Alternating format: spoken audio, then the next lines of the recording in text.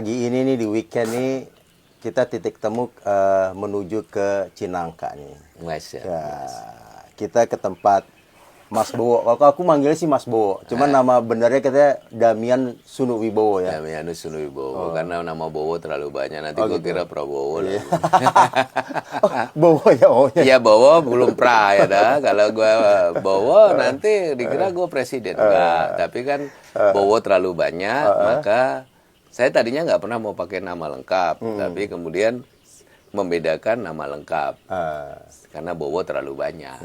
Kalau boleh tahu Damian Sunu Wibowo. Damianus itu kan nama baptis Katolik. Sunu kalau bahasa Jawi Bapak bilang anak yang wibawa. Gitu. Kalau Bowo?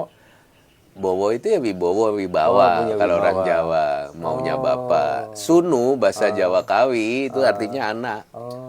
Kalau saya lihat Prabowo ada wibawanya ya. Kalau Mas Bowo ada wibawanya kan? Bocor halus. Bukan ya. Mas, aku nih jauh-jauh nih Mas. Gue jauh-jauh nih ke rumah lu nih Mas. Bener. Makasih ya. Makasih ya. Tumben gue juga terkaget-kaget satu, terkaget-kaget dua gitu. Nah, jujur aku senang Mas gitu ya. Aku nggak jauh dari Jakarta gitu ya sebenarnya. Hitung-hitung kan kalau aku tadi naik Vespa 20 menit sebenarnya. 20 menit sampai sini daerah Cinangka nih ya. Cuman aku langsung bisa ke convert gitu ya. Kayak aku di lain dunia gitu ya.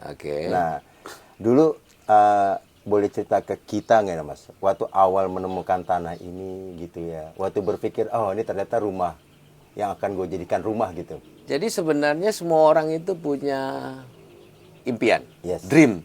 Dream kita, lo mau jadi apa sih? Yalah.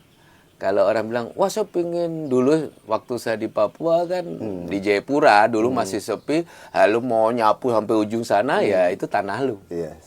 Terus filmnya Michael Douglas yang apa Little apa?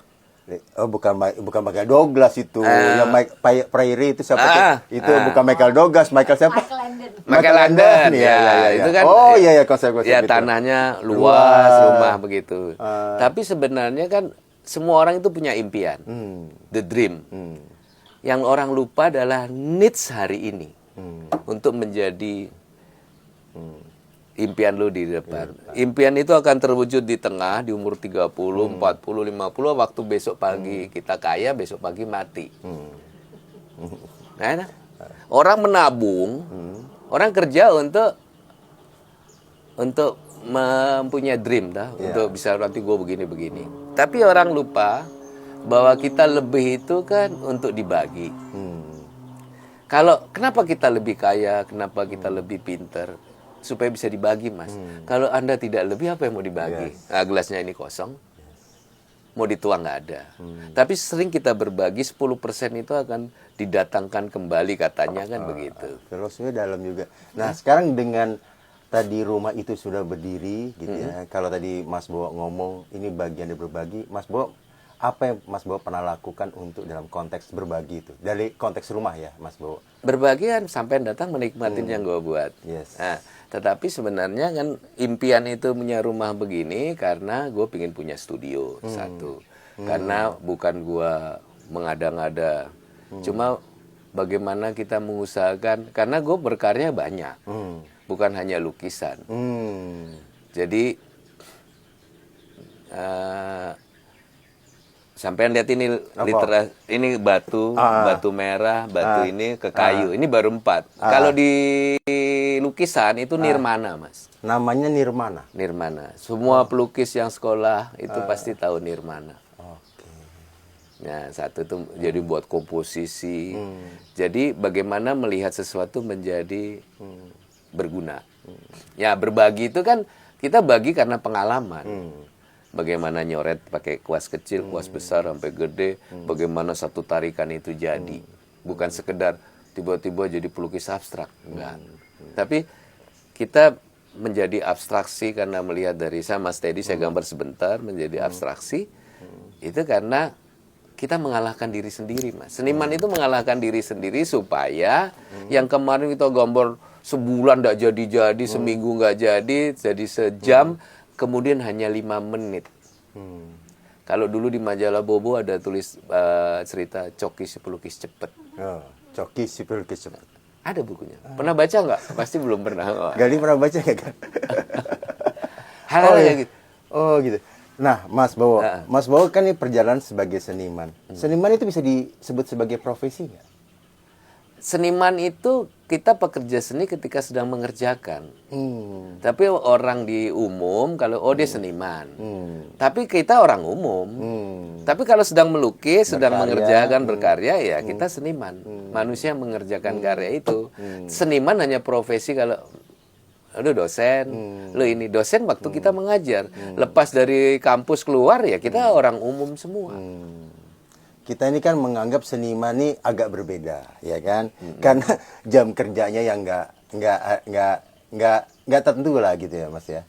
Sebenarnya seniman juga sama dengan orang umum. Karena kita dulu SD, SMP, kita kan punya jadwal mata pelajaran. Ini mata pelajaran. Itu hal sederhana yang diajarkan semua orang. Seniman pun harus menerapkan. Kalau seniman tidak menerapkan itu tidak akan berhasil. Toki kepala saya. Ya.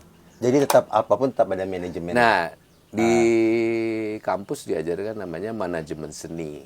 Kita bukan manajemen ekonomi, cuma kita diajarin beli bahan, kalau dijual untuk rugi, tapi tidak sampai sedetil itu. Karena kita lulus dari menjadi mahasiswa-siswa maha tahu, belum pinter begitu lah itu pekerjaan ini bikin apa ya? Karena kita baca textbook, prakteknya, ya tak?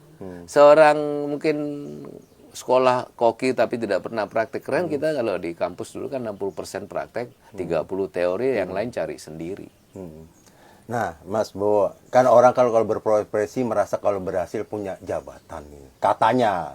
Cuma aku menangkap aja katanya. Ya. Nah, kalau Mas Bowo sebagai seniman merasa aku nih kayaknya ini pilihanku, aku merasa ini aku udah berbuat, aku merasa berhasil lah gitu.